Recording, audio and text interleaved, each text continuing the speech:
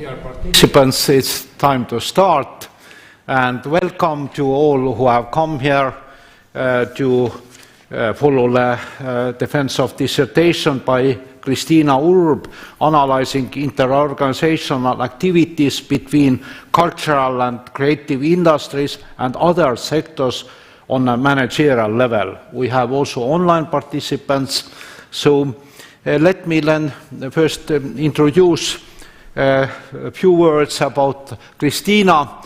I have also followed her path, a quite long path to the final defense, and she has been very active in different practical cooperation projects, including international projects. And I'm very happy that she is also some entrepreneurial experience, so no ivory tower activities in the research.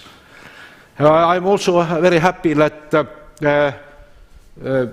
supervisor, professor and Rector Emeritus Arno Almann has contributed to this dissertation, having a very extensive experience in public sector, in shaping Estonian Republic legislation and consulting other countries in the field of law. And I am happy that we have a very experienced reviewers from two different countries. We have Mervi Luonila, expert in the field of music industry, but not only. She is working as a senior researcher at the Center for Cultural Policy Research, called also CUPORE, and she's studying at the present time different festivals and how to make some cultural capital great, and how to reflect this greatness of cultural capitals. And we have also reviewer Ellen Loots, assistant professor at the Erasmus University in Netherlands, and she has several interesting research projects, how to link better creative industries and technology sector, also how to use crowdfunding for financing creative industry enterprises, and even what has COVID-19 crisis meant for creative entrepreneurs. So what will be our procedure? Next step is I will give floor to Sigrid Lainevee, and she will make an overview about some relevant documentation related to this defense. Then after that, Kristiina Urb has 20 minutes for presentation of main results. After that, there will be academic debate. First, Professor Ellen Loots, also about 25-30 minutes, and then the other opponent or reviewer, Mervi Luonila, also 25-30 minutes. And then we have questions. I can also ask questions. Just my role is maybe I am studying business angels, and I am trying to understand also how creative industries and technology startups could better cooperate, especially using online teams and digital tools for synergy and creativity. And indeed, after that, all who are here and also online participants can ask questions. Then we have speech by the supervisor, Rector Emeritus Arno Almann, and also then we have the voting session, and finally, final words by doctoral candidate Kristiina Urb. So that's the procedure, and now the floor is yours. Thank you. Honorable Chairman of the committee, members of the committee, supervisor, and the defendant. Kristiina Urb has presented all the documents that are necessary according to the procedure for successful completion of the doctoral program and defense of EBS. Kristiina Urb has presented the thesis titled Analyzing Interorganisational Activities between Cultural and Creative Industries and Other Sectors on a Managerial Level. The set of documents which Kristiina Urb has presented also contains a copy of her master's double diploma degree from the Estonian Academy of Music and Theatre and the Estonian Business School.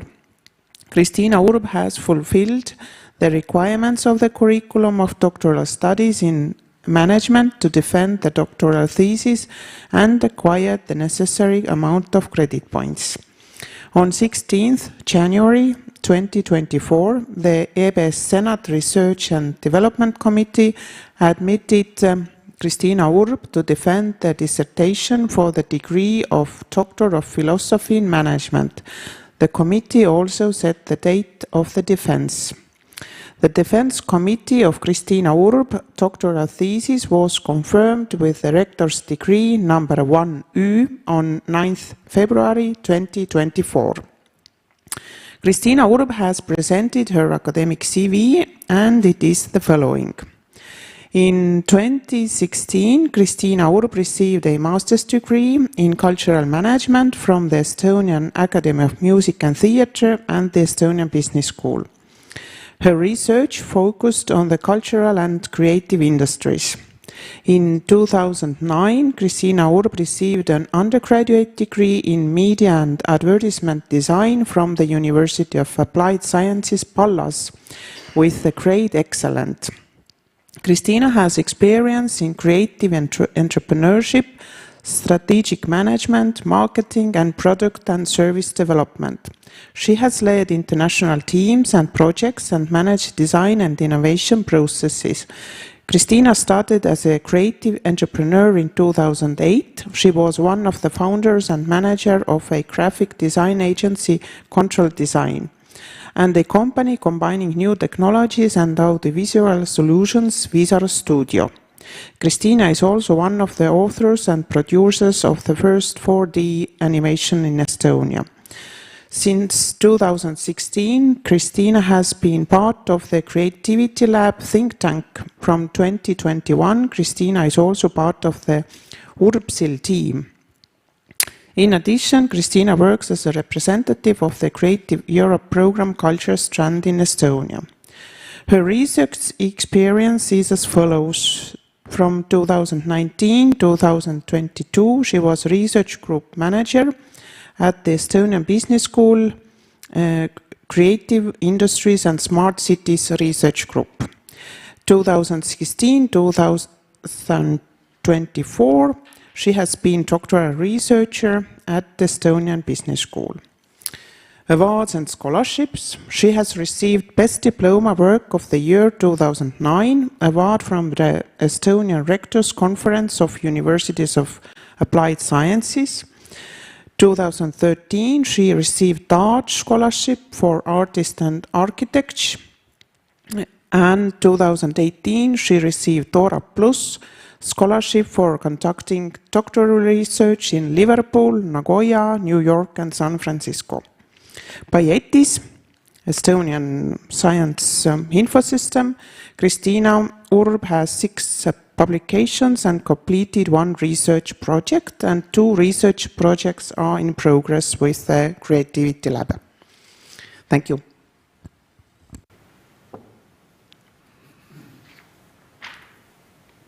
Thank you. And now floor is for Kristiina Urb. Please present the main results of your dissertation. Thank you. Chair Committee, opponents and audience.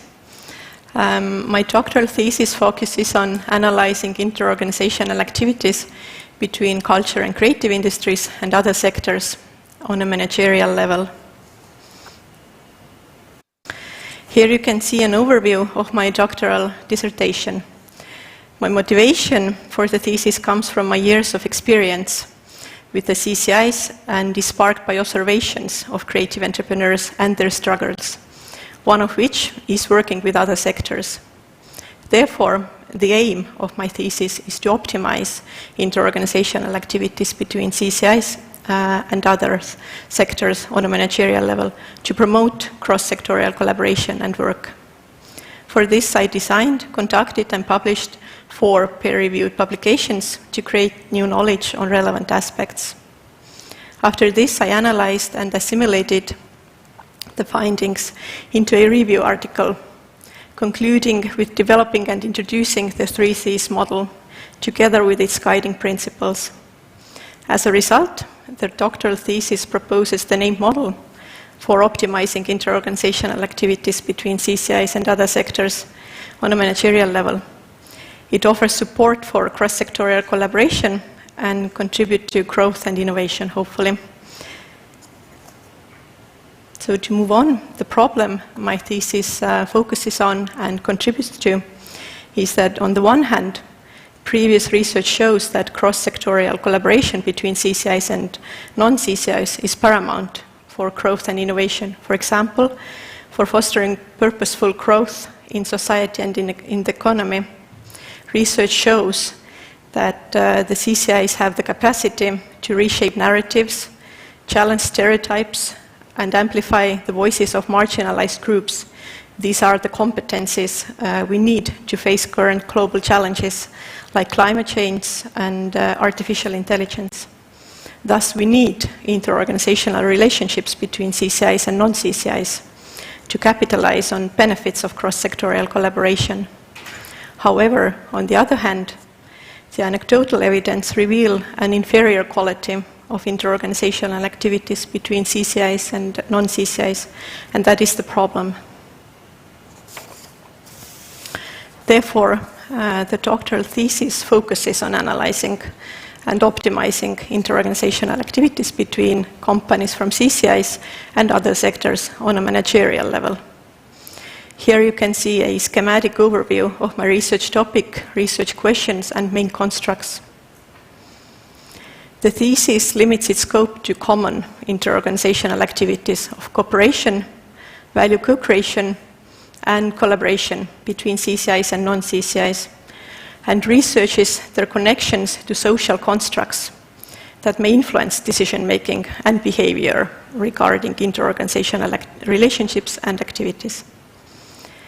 To better understand the complex and interdisciplinary topic, the thesis researches first how cognitive structures relate to interorganizational activities between CCIs and non-CCIs on a managerial level. Second, how the CCI's entrepreneurial motivation affects cooperation between CCIs and non-CCIs. And third, how value co-creation between CCIs and non-CCIs can be improved. And four, how do underlying mental models concerning collaboration processes with non-CCIs relate to interorganizational relationships. Here is an overview of my research journey. The thesis uses qualitative research and has an inductive approach. In a summary, it started with empirical observations and anecdotal evidence that led to setting the scope, developing research strategies, conducting and publishing 4 peer-reviewed publications, and finally writing the review article introducing the thesis model. Next, I will move on to the results of my thesis. I will introduce the answers to my research questions, which become the building blocks of my proposed 3Cs model.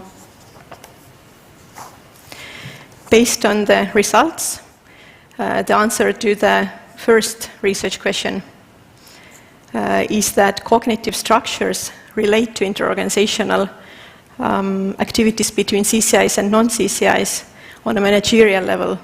First, by structuring the social interactions. Second, by providing them templates that frame individual perception and decisions, and by influencing behavior. Regarding an answer to the second research question, The findings show that motivational divergence may be a barrier to cooperation between CCIs and non-CCIs. Specifically, motivation divergence may manifest itself in reasons to execute entrepreneurial opportunities, extrinsic versus extrinsic motivation, expectations for monetary profits, and prejudice. Regarding third research question, and improving value co-creation between CCIs and non-CCIs, I developed the framework depicting value co-creation enablers contributing to the dyadic problem-solving process that can be used to improve value co-creation processes between CCIs and non-CCIs. It is essential to focus on the collaborative interaction between CCIs and non-CCIs during the value co-creation process. And therefore, the right side of the developed framework focuses on the collaborative value co-creation process and proposes building blocks for it, like dialogue between CCIs and non-CCIs as equals, access to information, and transparency of information to avoid information asymmetry between CCIs and non-CCIs, which should all lead to the ability of CCIs and non-CCIs to adequately assess the risk benefits. The model's left side focuses on the enablers for the collaborative value co-creation process, building on the new insights from my research that actually the two inherent methods used by the CCI and non-CCI have similarities regarding the processes both methods implement, meaning first input from the customer, creating and building, and try out and learn. Acknowledging these similarities may eventually enable the creation of shared mental models. Regarding fourth research question, which deals with collaboration and mental models, based on my findings, I proposed the concept map that you can see here, which maps out potential themes of the underlying cognitive mental models of CCIs concerning collaboration with non-CCIs.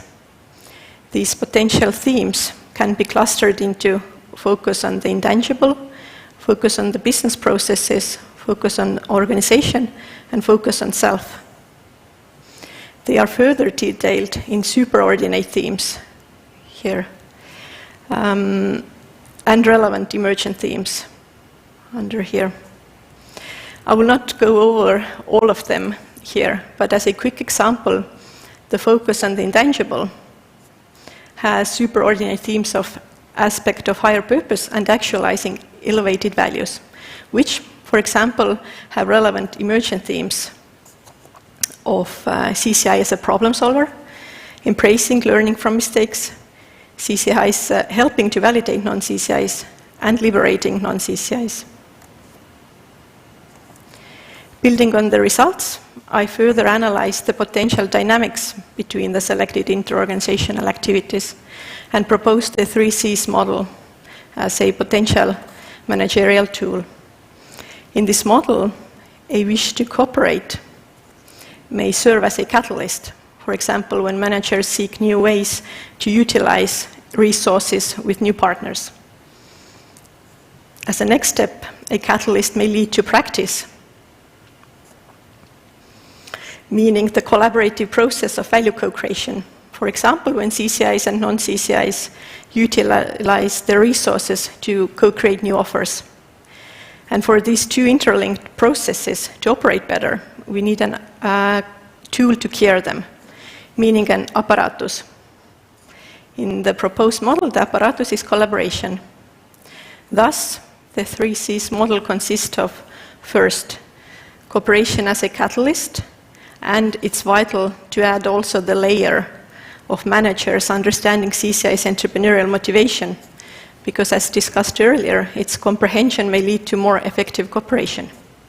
Second, value co-creation as a practice, plus the layer of how it may further benefit from implementing the previously introduced value co-creation enablers framework. And finally, collaboration as an apparatus that keeps them going, plus the layer of how it may benefit from recognizing potential themes of underlying cognitive mental models of CCIs concerning collaboration processes with non-CCIs.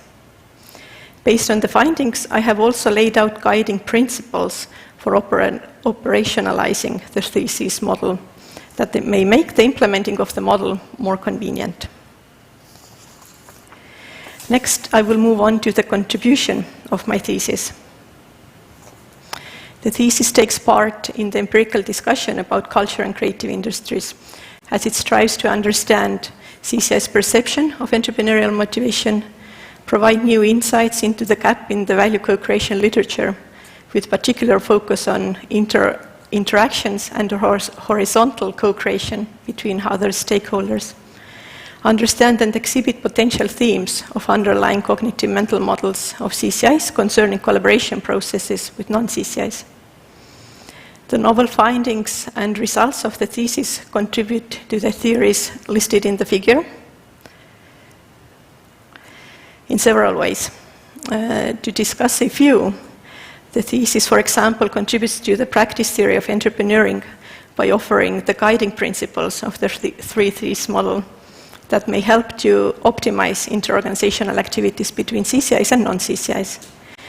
The results also contribute to the collaboration theory, particularly the part that deals with the themes related to the processes from the microsociological perspective of individual stakeholder interactions. This means that when collaborating, it is beneficial for the non-CCIs to consider the potential themes of the underlying cognitive mental models of CCIs, as discussed earlier. The doctoral dissertation offers several practical implications, in addition to contributions to theory building. In addition to novel knowledge, it provides managerial and guiding tools. These tools may be influential for managers in everyday practicalities. Based on the research results, I developed examples of the canvases that managers can use as practical tools. As you can see here, some examples. These canvases allow managers to physically map out relevant aspects of interorganizational activities deriving from doctoral research. The world is facing unprecedented global challenges, and there is a need to accelerate change in our developmental and societal models towards sustainability. Therefore, cross-sectorial collaboration between CCIs and non-CCIs proves to be vital and should be supported also through future research. Thank you. Thank you, Kristiina. And now we start the debate, academic debate, and the first floor is given to Ellen Loots. Dear doctoral candidate, I would like to start with congratulating you with the result of your research and also with the publications that you've realized during the past years. The thesis is well structured, clearly introduced, based on personal and observations, but also based on the literature that describes the CCIs. I enjoy reading propositions that you make based on this introduction, and I think you clearly introduce all the following parts of the work. I appreciate your contribution to cultural management and the cultural management literature with the adjusted canvas and the models that you come up with. It shows that you're a creative thinker and also practical thinker. So I think that's a very good result from your research. I'm also interested myself in arts and culture in transformation, but also arts and culture for transformation, doing work together with colleagues on that, and we try to influence just a little bit organizations and policy in the Netherlands to start with. And yeah, sure, we need arts and culture for transformation, so I'm happy to learn about the barriers, the insights that you bring of how we can include the arts and culture in bigger cross-sector partnerships and projects and collaborations. So it's a pleasure to read the thesis. I can recommend it to everybody. I particularly enjoy the psychological and the behavioral economics approach in the work. And while reading it immediately, people start thinking about very concrete solutions to problems. So thank you so much for that. I have a few questions. The first question relates to what you call Article 1. It's the most recent one. The essential puzzle piece for CCI entrepreneurship, CCI managers, mental models concerning collaborative processes with non-CCI. Entrepreneurship is frequently defined as the identification of opportunities, the mobilization of resources and putting that into action. And in the entrepreneurship research literature, we realize that entrepreneurs need knowledge and competences, but there's also personality that may play a role in whether or not an entrepreneur is capable of successfully mobilizing these resources into action.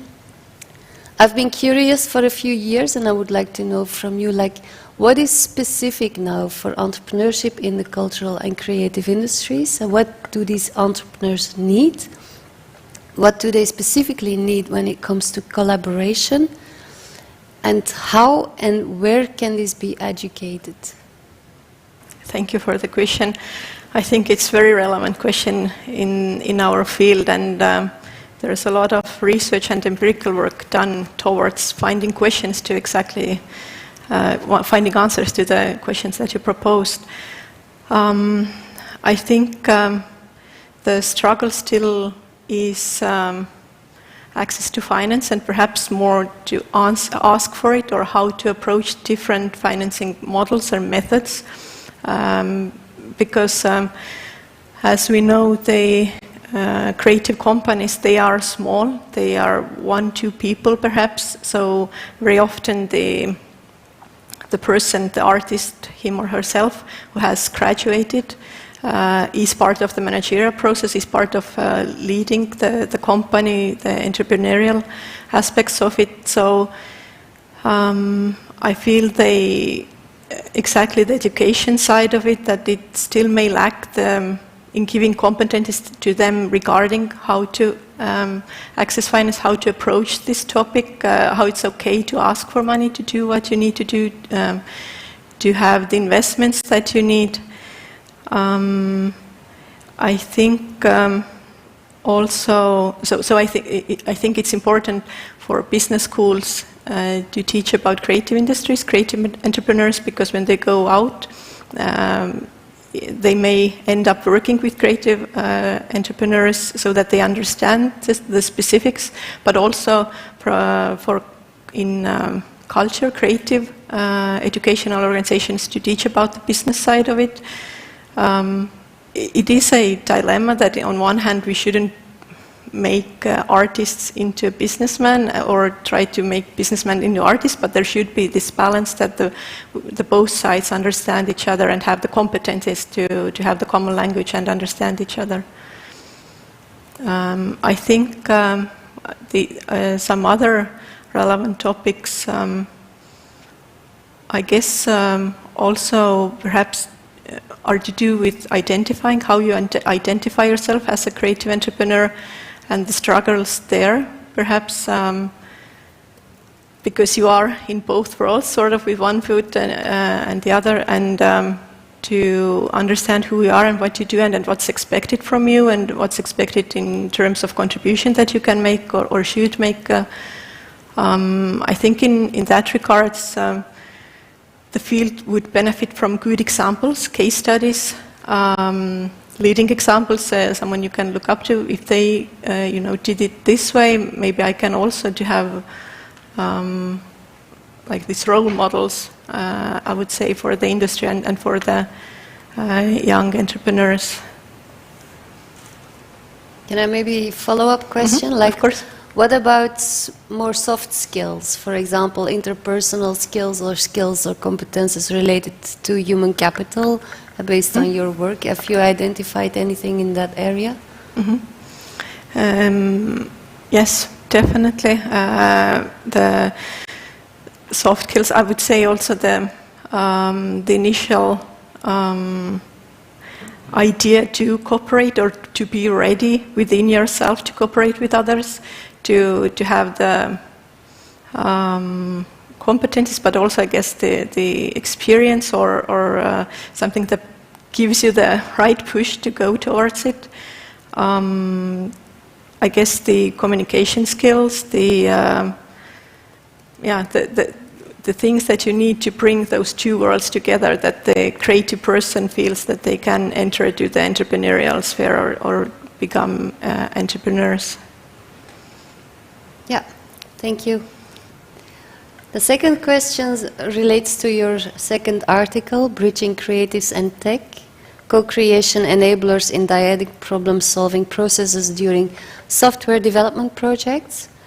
In the abstract, I read that cross-sectoral collaboration is needed for innovation, for tapping into the potential of the CCIs and fostering purposeful growth in society and economy stemming from that, and continuous development within the CCIs, right? This is also the rhetoric that we recognize in some of the major works on the contributions of the CCIs.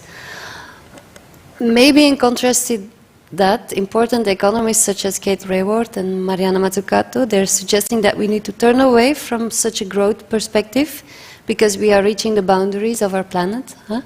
So if you think of the title of your second article and problem solving as problems that relate to climate change, the depletion of resources, social injustice and so forth, like anything related to the Sustainable Development Goals, would your approach and findings still hold?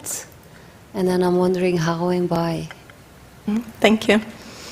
Yeah, I think the CCIs can contribute, has the potential to contribute to the growth, but I think we need to understand what kind of growth and perhaps be smart about it, that it is a smart growth, that it's in a ways that it doesn't harm our planet more, that there are ways to do it more environmental friendly ways. So yeah, I think the value co-creation between CCIs and non-CCIs, it's relevant also during the times that we have, that the resources are running out and the planet is hurting. But I think, yeah, the aspect there is to be smart about it, to keep those principles in mind, that when we co-create value, the offers that we create, that they respect the boundaries, respect the situation we are in, and understand it and take it into consideration when creating those new offers, that they actually benefit rather than hurt. And what would the creative industries be particularly good at when it comes to these benefits, these boundaries? I think one of the strong suits of creative industries is that it is human-related. The humanity is at the core, in a way that it has the ability to, in a good way, influence, for example, people, because we need change, you know, in our mindset, and I feel that creative industries has the tools, has the potential, sort of, to help people, guide them through this process, that it has the ability to speak on the human level, to nudge and influence where necessary in the right direction. Yeah, thank you. My third question relates to your oldest article from 2019, Creative Entrepreneurs' Perception of Entrepreneurial Motivation. So what we know about creative industries is that many operators in creative industries experience this tension between arts and commerce, right? Between the beautiful and the special thing, and then the money. Well, there's other tensions as well, which I read through the lines of your thesis. One is between the emotional and the rational, and another one between the ego and the group. What can you tell us based on your findings about people's creative industries operators' emotional motivations and pro-social motivations? Thank you. I think, yeah, the characteristic, underlying characteristic of CCIs is the sort of the struggle, art for art's sake, and the monetary benefits from there.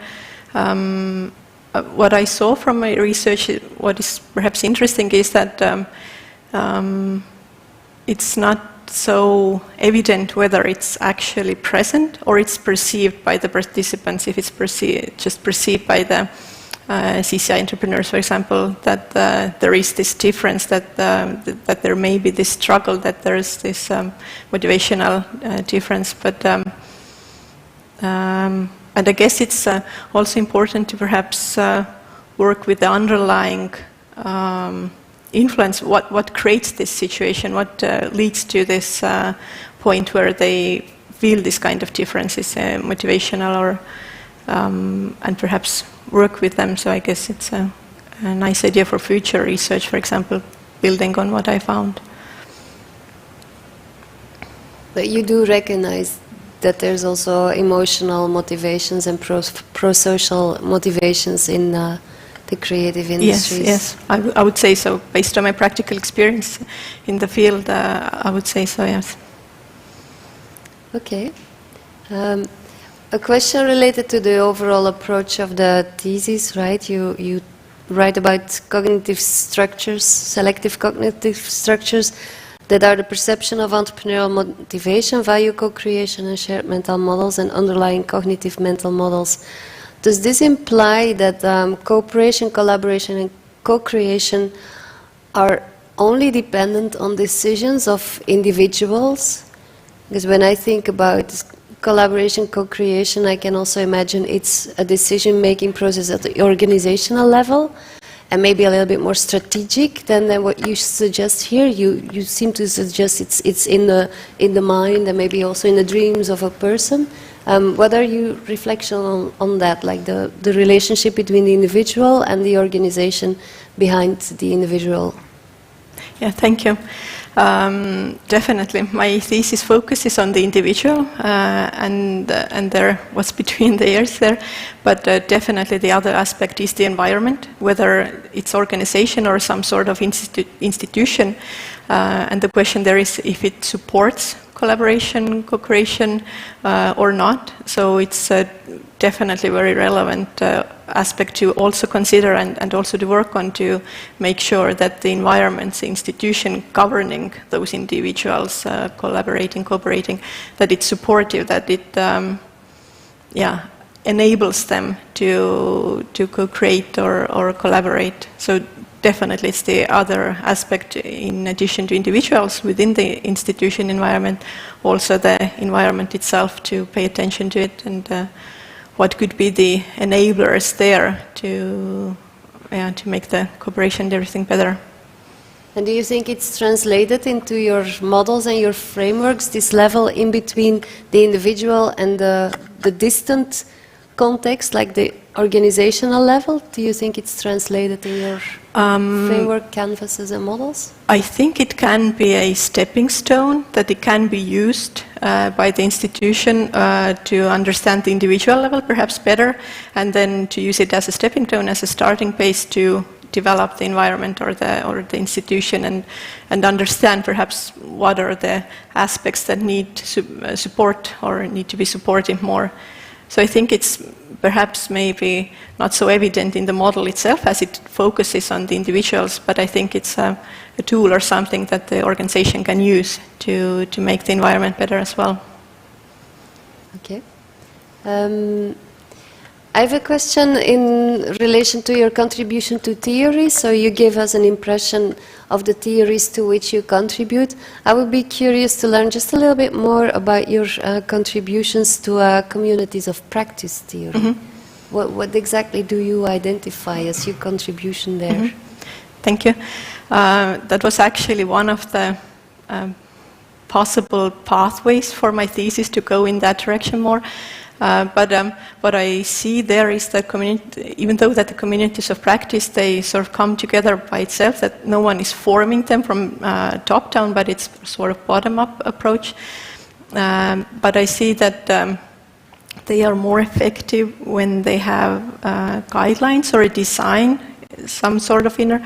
And I feel that the model that I propose and the guiding lines, that they help to perhaps navigate the interactions within the communities of practice, within those individuals perhaps better, because I can see that there's also collaboration happening, cooperation happening, co-creation happening within the communities of practice, and I think my work can benefit there. Thank you. I have one more question. It's an application question. You know the project Recharge, right? So Recharge stands for, I need to read it, I know it's Resilient European Cultural Heritage as a resource for growth and engagement, and what the people in Recharge are doing is developing new business models, participatory business models. So we're not strict sense talking about CCIs and non-CCIs, but we're talking about cultural heritage institutions that collaborate with communities. So I'm wondering, like, if you would make two recommendations to the organizers of Recharge based on your thesis, what could that be? Thank you. Yeah, because the participatory approach is the key sort of the project, and I think when the culture heritage organizations, when they are setting up their own living labs, as it deals with living labs as well, meaning gathering the stakeholders, getting them to participate more in various aspects of the culture heritage institutions. I think when they do that, when they reach out to stakeholders, I can see that there's also room for collaboration, definitely, co-creation, hopefully. So I think it's beneficial to take a look at the models and also the layers there to perhaps understand some nuances that could benefit the culture heritage institutions when they engage with their stakeholders and try to implement this participatory approach. I think definitely regarding the value co-creation, as some of the living labs, I can see the new business models focusing on that, or at least including it, and also collaboration. So I think those aspects definitely. Perhaps the cooperation and the motivation side depends, but I think the collaboration and mental models and value co-creation, those aspects there can benefit the cultural heritage museums when setting up or planning their living labs. So your first recommendation would be to look at the processes in terms of either collaboration, co-creation, yes, as a process, and then the second one related to mental models. Are you referring yes. to mental models as an input? Well, I guess first of all to understand the layer of mental models, that they're to be aware of them, that they are there, that they may influence the process, and I guess depending on the living lab or the cultural heritage institution, perhaps it's something that is good to discuss with all the participants, to understand each other, where they come from and their mental models, or at least to be aware of this layer as well, that it may have influence on the process. Thank you. Thank you, Dr. Helen Loots, and then the floor has, I give the floor to Dr. Mervi Luonila for your academic discussion. Thank you so much, and thank you for the invitation and opportunity to be a part in our journey, Kristiina, here in the final phase, where the driving lessons to the academic field will be granted. So, being first a reviewer and then as an opponent here, have been a fruitful and thought-provoking experience. Thank you for that. Your interesting dissertations have provided me a spot where to learn new. To mention some examples, especially the mental map presented in page 87 is valuable information for the practitioners and interesting standpoint for the academic research as well.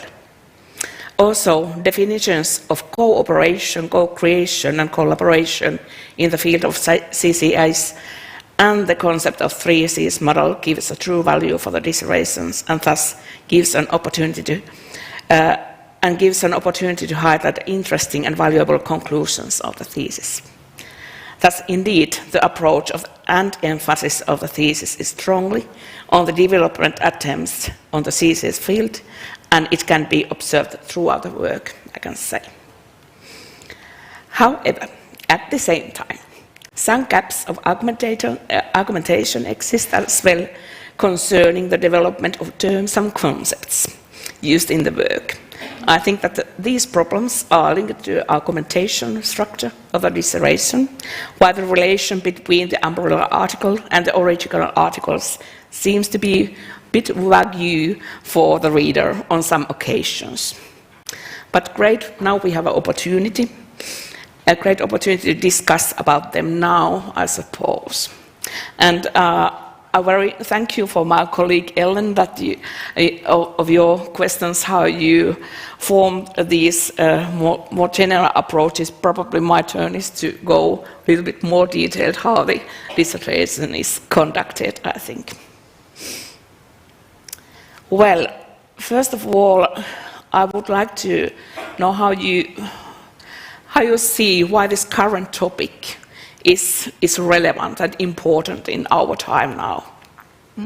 Thank you. As I said, I think the guiding sort of principle or the approach of my work is that it has inductive approach, that it comes from the field, that I am a practitioner in the field for over 15 years, started myself as a young bachelor student to become a creative entrepreneur. So I've seen the process through different angles and aspects, and being the creative entrepreneur for some years, I realized that there are some questions that I have as a creative entrepreneur that I cannot find answers necessarily, which pushed me to sort of go and find answers myself. So the relevance of the topic and the research, it comes from the field, from observations and practical everyday life of creative entrepreneurs, and this inspired me to go do my master's thesis and also my PhD to try to find those answers myself, and hopefully I found some of them and they are beneficial to other creative entrepreneurs as well. So the relevance stems from this inductive approach. How you think, did you, at your first steps, found contribution opportunities to the academia as well, to literature of CCI's Forest Camp? About your observations, which kind of viewpoints you pick it up from your practical history, I can say. Did you find opportunities to find a way to contribute to the literature and academic as well? Yes. It stems from the field, and then, yes, I turned to the literature to understand what is there if the answers are already there, and there's no need for me to actually research it further. The literature, on one hand, assured me that what I had observed, that these social constructs, that they actually have influence or may have influence on cooperation, collaboration, or those interorganizational activities, and the literature confirmed it. But also I saw that the specifics, the details that I'm focusing on in my research, that this was lacking in the literature. Yeah. Good answer. Actually, when I go more to the theoretical parts, there was something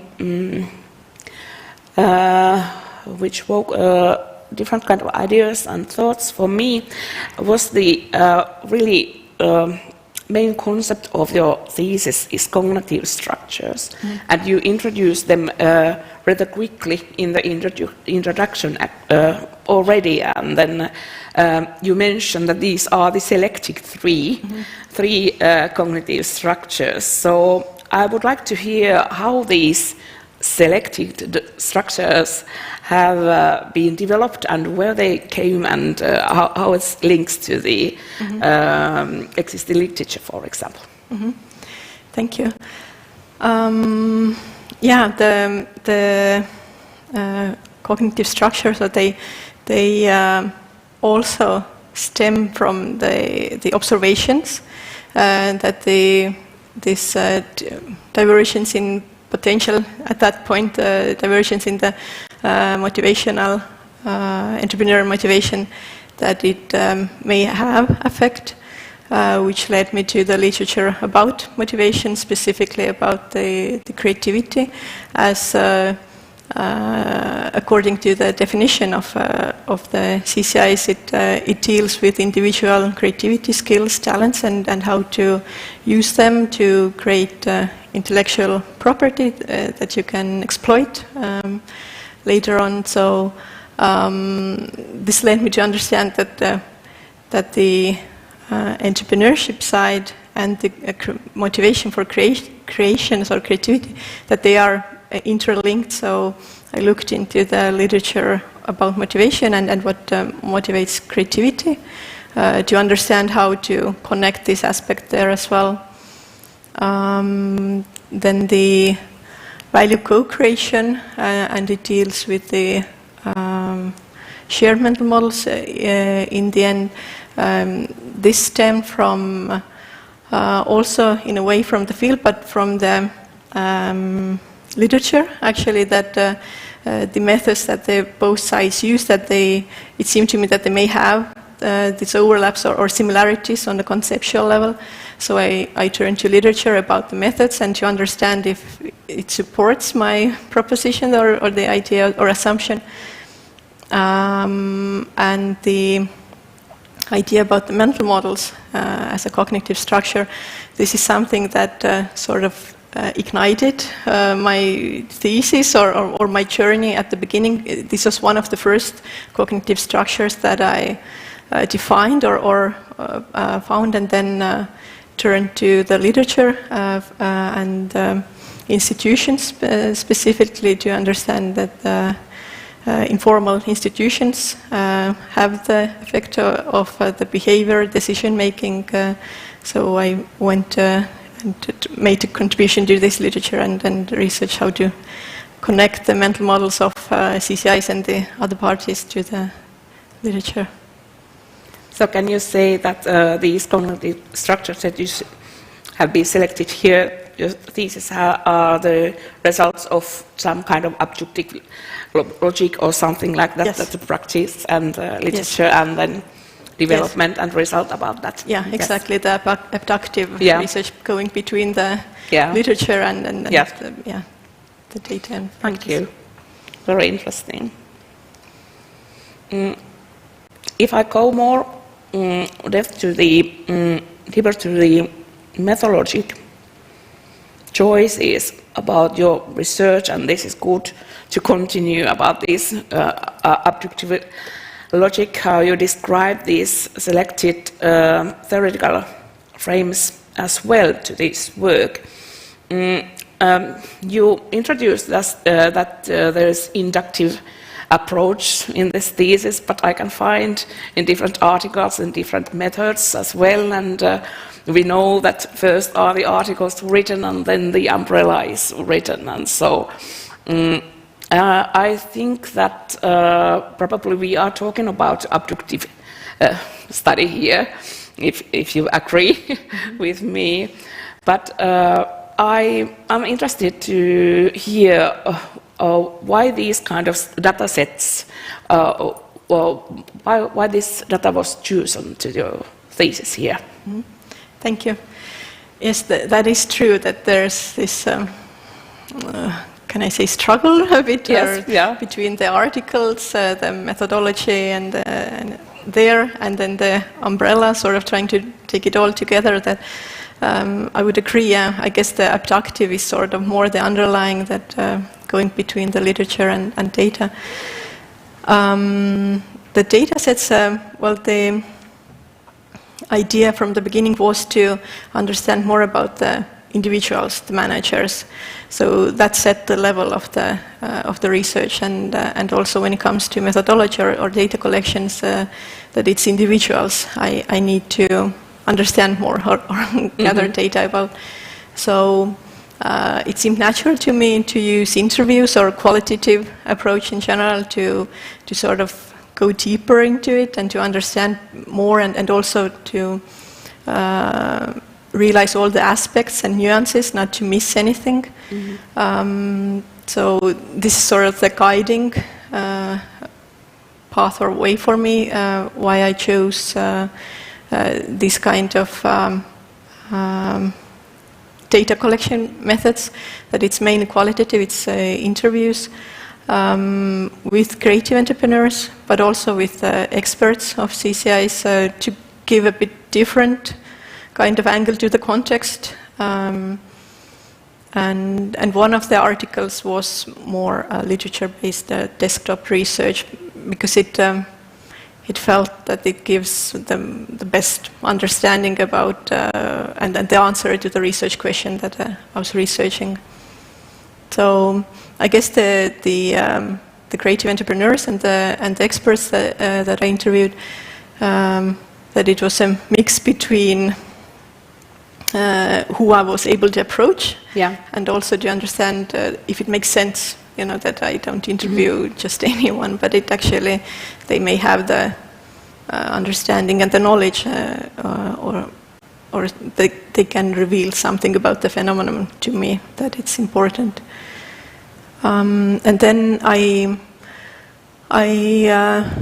also felt that it's perhaps important to let the data sort of guide me, that after I did the first interviews, the results or findings from there guided my next interviews in a way that one of the creative entrepreneurs from Liverpool actually suggested, thought with me about the problem and everything, and then said, in US there's a, you should go there and understand something from there, or ask those questions there as well, which was nice, sort of leading my research. And also another occasion, something that one of the creative entrepreneurs told me during the interview, this sort of sparked the publication about the value co-creation and how the tech teams and creatives can work together.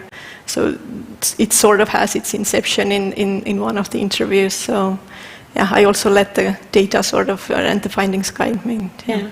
Thank you. You answered beautifully to my next question as well. So there might be some kind of snowball or something which you have used as well when you selected the informants for your interviews. Yeah. Understood, right? Yes. Yeah. Okay. Actually, one question came up mind as well concerning about the non-CCIs. Why there was not captured as informants or any data concerning about the non-CCIs here? Yes, that is true, that the data is from the CCI's perspective, that I interviewed creative entrepreneurs and not the non-CCIs. I guess at some point it was a conscious decision to go in that direction, but the inception of the decision, or the beginning of the road, it was, I guess it's sort of the opportunities whom to interview, and then going into it, it started to lead in that direction, that perhaps it makes sense to have the whole thesis from the perspective of creative entrepreneurs, and not to mix in the middle somewhere the informants from non-CCI as well. I think it's definitely a very good idea for future research to also do the same sort of from the non-CCI's side. But yeah, the scope of this thesis turned out to be CCI. Actually, how do you define non-CCIs? Who are they? What is that field? Yeah, it's not a homogeneous field, that it's not some one non-CCI. The definition is that it's, for my thesis, in the scope of my thesis, that it's entrepreneurs who are not CCI, meaning that they do not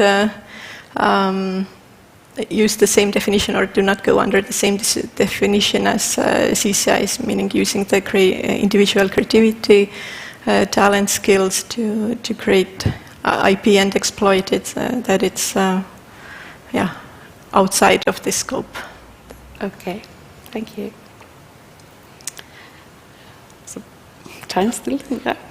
Okay. Some questions.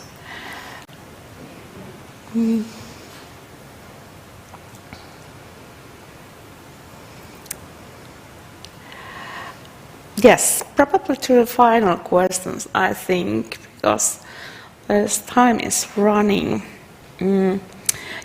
As Ellen already asked, you list different contributions to many academic discussions. But what is your main argument for the CCI discussion?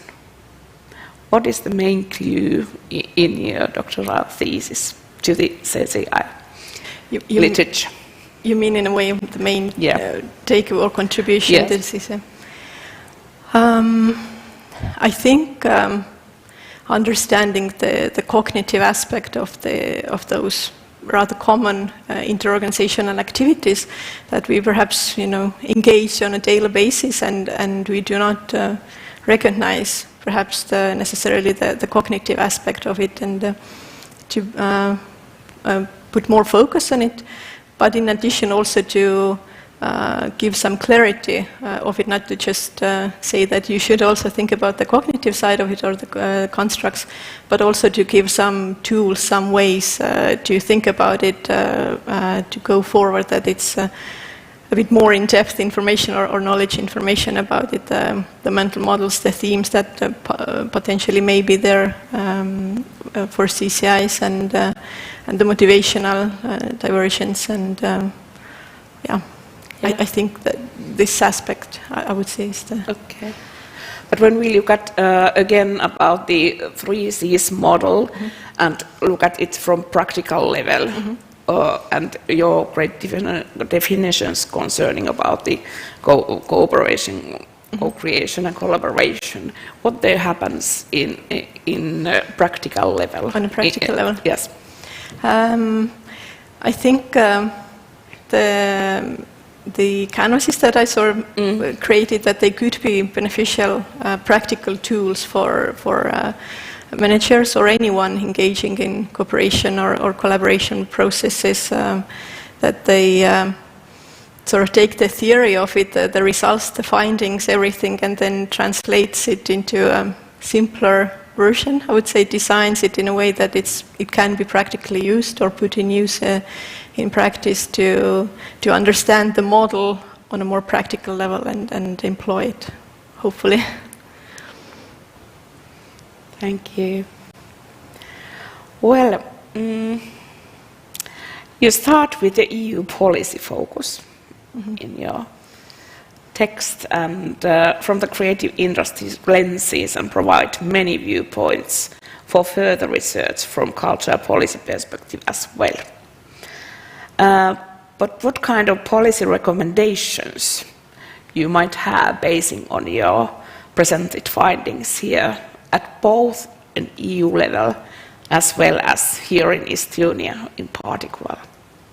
Thank you. That's in a way very relevant question to me. As Ellen talked about the Recharge project, I'm also part of EKIP project, which perhaps you have heard, but it's sort of starting out, which focuses exactly on developing policies for CCIs and open innovation ecosystems to support them.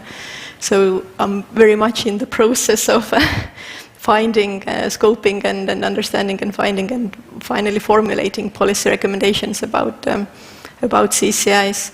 I guess at the moment I don't have like a precise policy recommendation, but I think the more general guidance when developing or advice that to keep in mind the individual level, that in CCIs we are dealing with particular individuals. I would say that the creation, the creativity, for it to be able to flourish, to be present, that we need to approach it also on the individual level, or understanding the individuals and not discarding them in the process, that we focus only, for example, on developing the environments or the institutions around supporting them, but not to forget about the individuals in the middle and what they need to support, and to start from the bottom up. Or I guess, for sort of the design thinking approach that the end user is in the middle to really understand what they need and want. Yeah. Do you think that these are the barriers that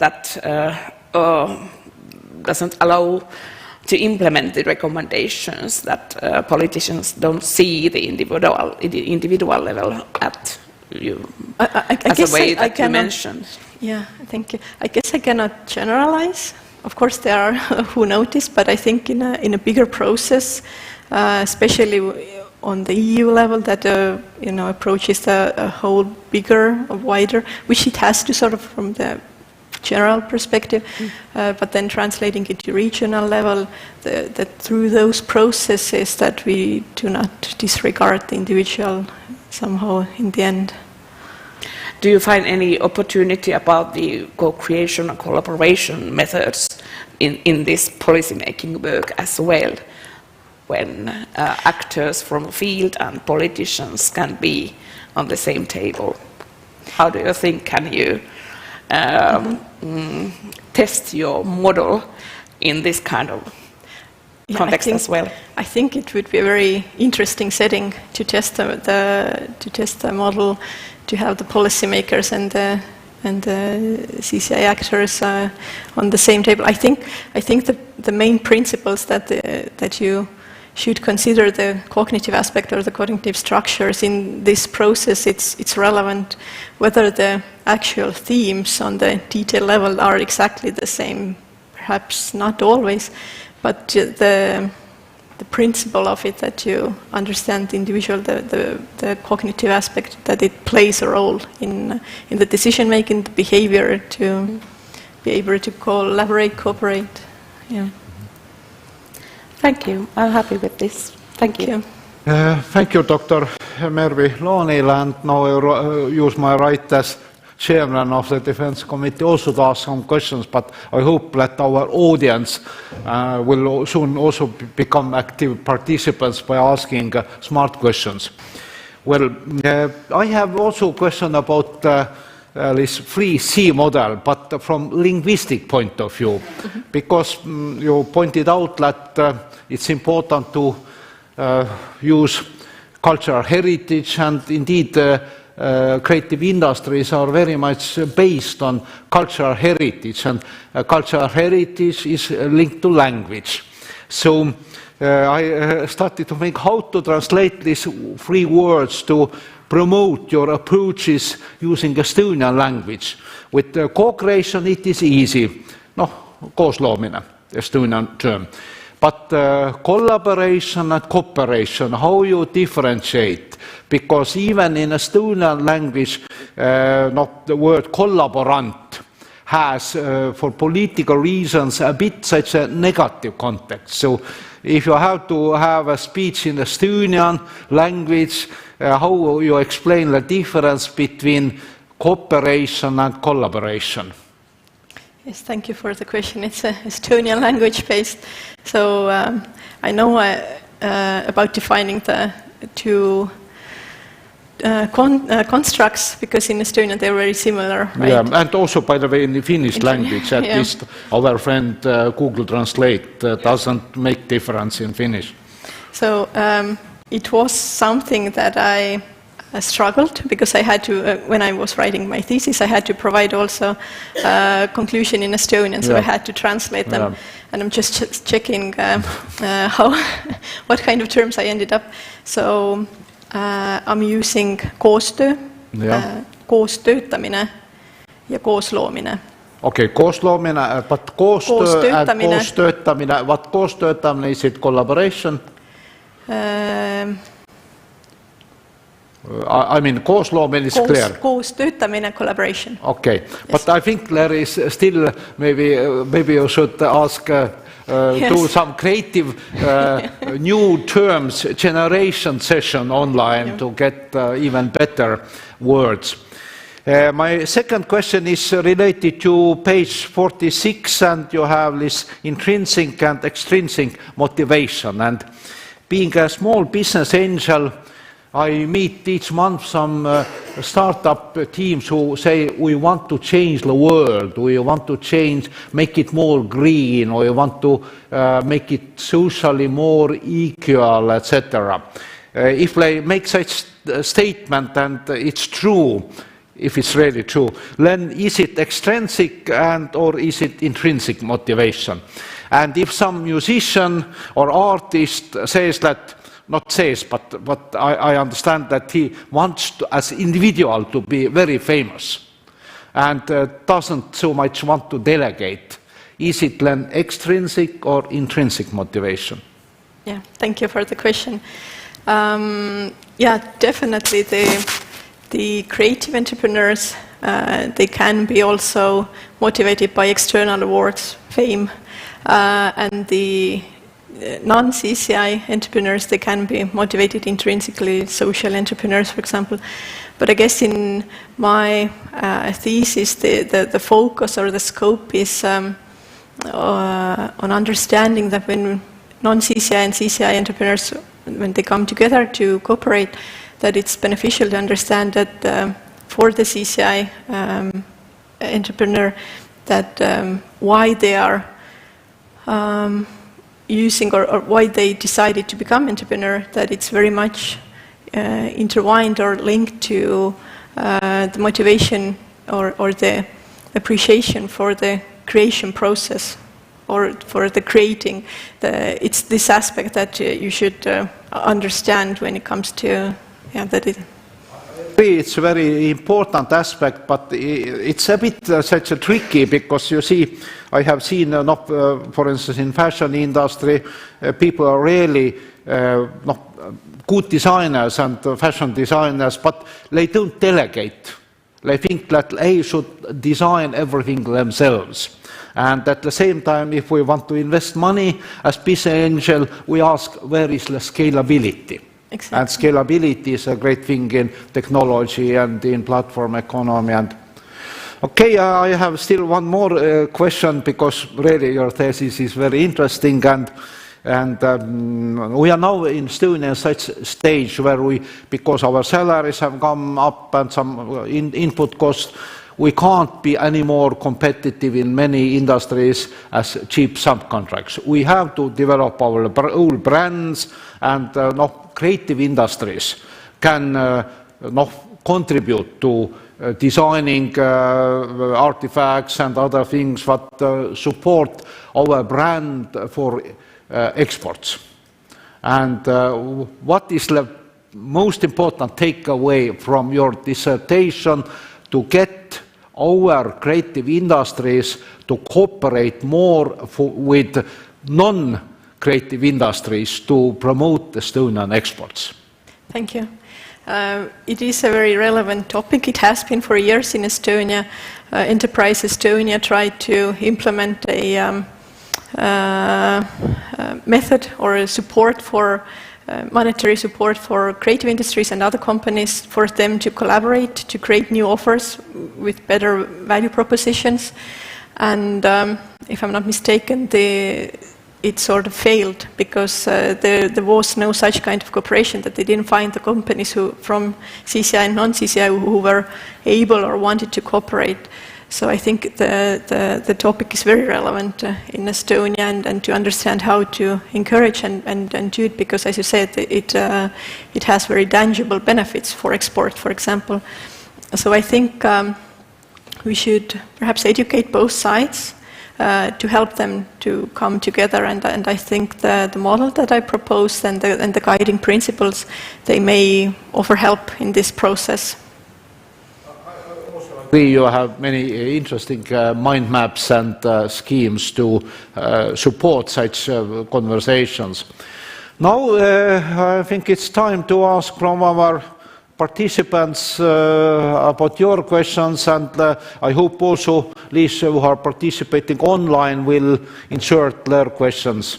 But please, participants in our room, floor is yours.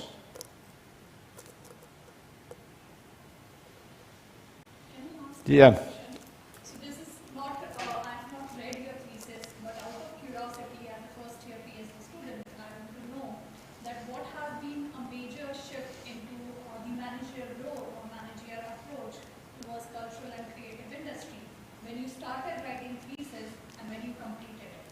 Yeah. Then be a major change or major approach which has changed. Yeah. Maybe I should a bit repeat for our online participants. So I understood you that the main shift what you maybe didn't understand about managerial aspects and roles when you started your journey and what you now understand. Is it correct interpretation of your question? Thank you. I believe that the field as well, the managers, they are developing, they are in the process of developing, which is good. I think one interesting notion from the data from the interviews that I guess shows this process and the change within the managers is that when it comes to cooperation between the CCI and non-CCI, that there is this trend from the data at least suggests that once they do cooperate, once they end up doing something together and they get to know each other, then that's sort of the main barrier to be broken to go on better terms. That once they have this initial experience of cooperating, that then they appreciate each other much more, that they understand each other much more. And I hope in general that the managers from both sides, that they end up working together more, that they collaborate and cooperate more, and this creates this better understanding about each side within the field, and this brings it forward, makes it better. Thank you for answer. Any more questions? We have microphone. Maybe it works better if you get microphone and can ask. Yeah.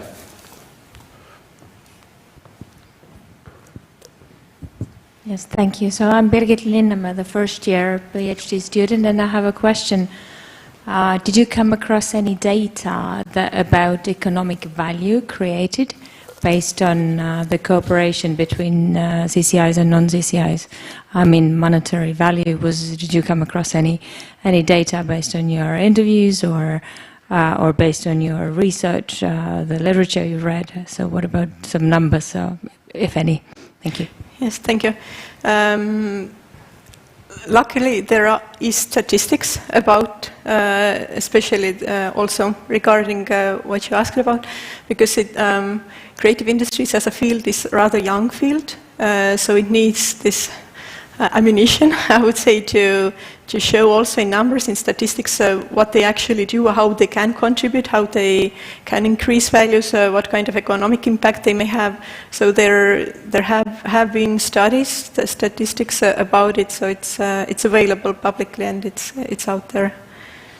And it shows that the creative industries, it has rather significant economic impact on economy, and it is a industry to really take seriously, that it's not something little somewhere, handicrafts, but it has actually a big impact also in terms of economic.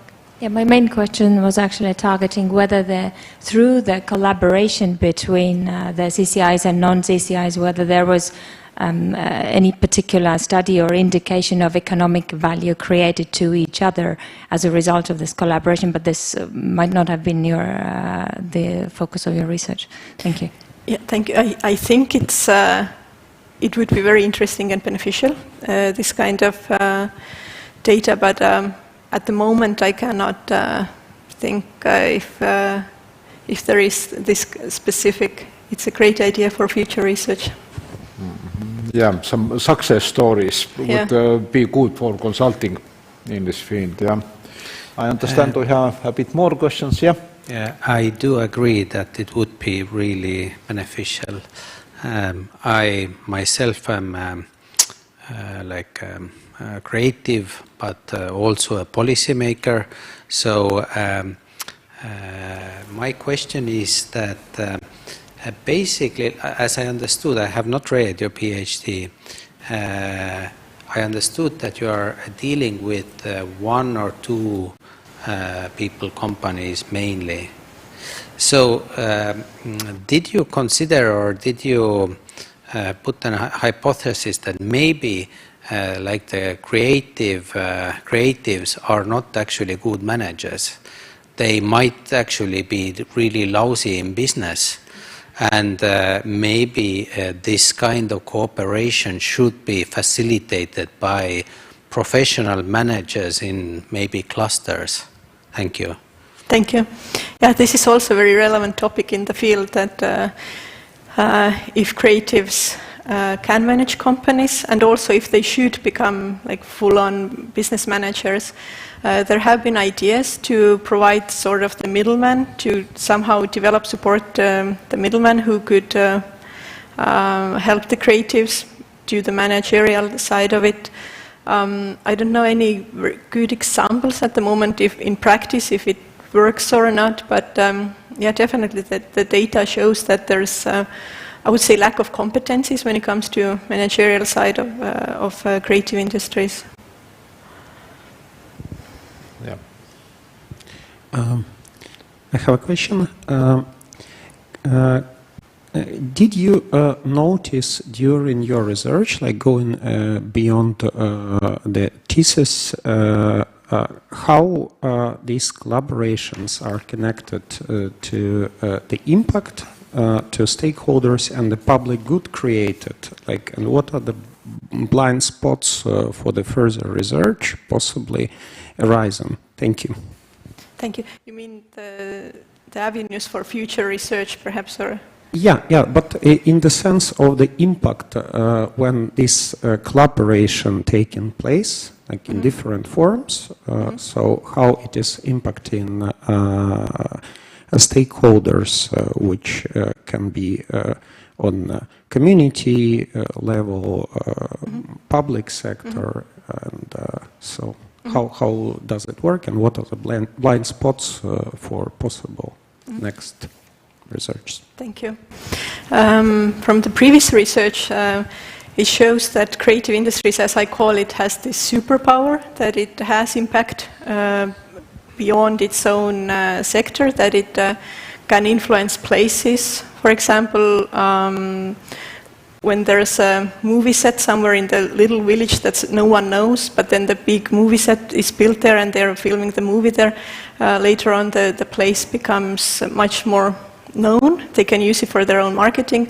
Also, when the crew comes there, it leaves impact on the local economy, that they sleep somewhere, they eat somewhere, and so it benefits wider the region. But I think in future research avenues, I think the context of climate change and artificial intelligence and the opportunities, but also the challenges, obstacles that it brings, that it proves a good setting for researching this collaboration aspects more, and how they can benefit and what kind of impact they can create. Okay, thank you. Do we have any more questions?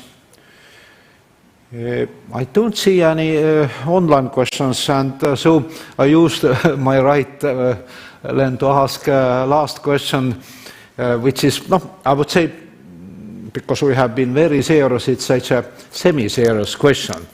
I've several times asked from my students when we study international business and we speak about diversity and creativity, that have you visited any party at our art university? And generally they say no. Do you have any evidence, I am referring to the question about managerial skills, do you have any evidence of family enterprises where maybe somebody, one of spouses represents such a managerial and business concept and education, and the other is coming from arts university? Yeah, thank you for the question. I think there are these kind of examples, especially in the family company setting, that they, for example, the spouses, that they can complement each other, that one brings the art side of it and the other one the managerial. There are cases of it, so yeah, I guess it's one way to go, but it's I guess it's also sort of a lucky chance that you happen to have the spouse who can help you. It can't be guaranteed, even if they go to the same party. Yeah. And now, if we still don't have any online question, I give floor to the supervisor, Professor Arno Almann. You have your speech.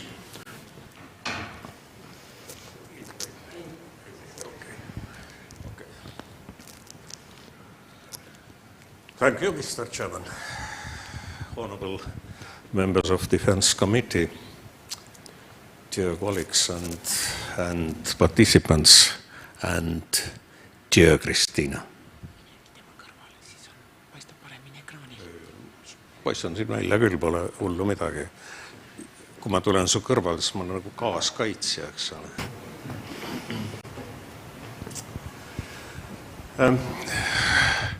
First of all, I would like to thank all of us for this very interesting discussion and also congratulate Kristiina that this long way has come to final line. And as our time is limited, I want to add only two remarks. First, about this research topic. When we start doctoral studies or research, situation is same when we start build up a startup. Because we don't know this final result and we don't know what is happened during this time. It is we are front of black box, and we must be sure we want to make step into this box. And I remember our meeting 8 years ago when Kristiina introduced this topic. We are together Professor Arno, and in our understanding this topic was mission impossible. But Kristiina was sure we want to recommend some other ideas or some other focus, but Kristiina was sure. And it's right. This is a good example how the topic itself becomes more relevant in our time. So this 8 years ago, this situation is currently different. But now, in our time, in digital world, this topic is more relevant. And cooperation between creative industries and traditional industrial companies are base for innovation and for self-organization processes in this field. It's very important in our days. And second remark is about Kristiina. Every researcher must have some important characteristics as independence and self-confidence. And Kristiina has these characteristics. And a student with these characteristics is a dream of every supervisor. And my dream come true during this cooperation. Thank you, Kristiina. And you are very nice present for me in the end my academic career. Thank you. Thank you.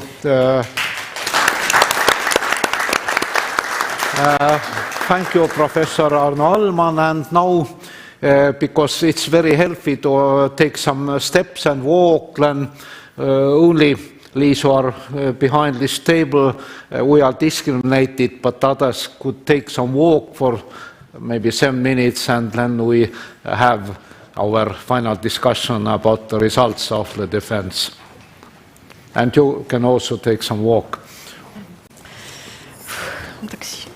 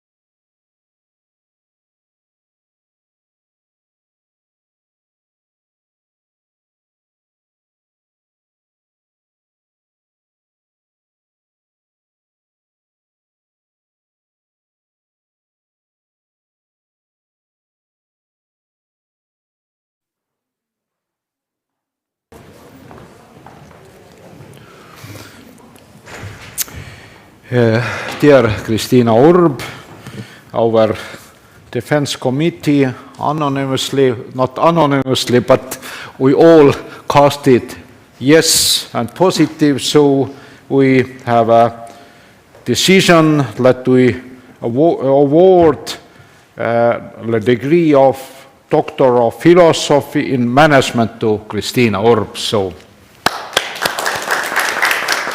and I have the honor to give you flowers. We don't have such hats, unfortunately, but okay, thank you very much. Thank you so much.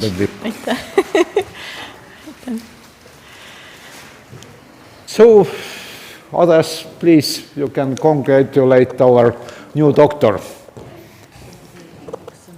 Okay, actually, you have also time to say your final conclusions about us and about the defense procedure before. I want to thank you all. It has been a memorable journey. It started 2016, so 8 years ago. But there have been so many people throughout the journey who have supported me on different ways, like even the smallest things like helping to organize interviews or whatever. I'm so very grateful to everyone, my supervisor, my family, my daughter, also opponents. Your comments and feedback on my work, it was brilliant. I think the work gained a lot from it, so I'm very grateful. I had birthday a week ago exactly, so I think this is the best birthday present one could hope for. So thank you so much. Thank you, Kristiina is Creative Estonia first